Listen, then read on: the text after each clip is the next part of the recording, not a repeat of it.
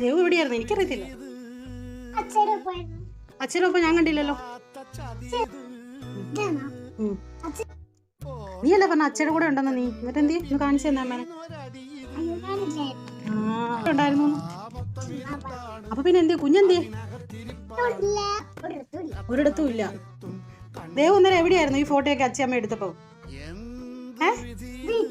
ഏത് വീട്ടില്?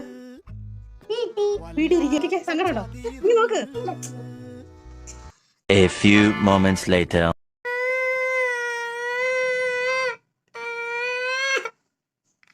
കരണ്ട കേട്ടോ. ഓക്കെ ആയോ?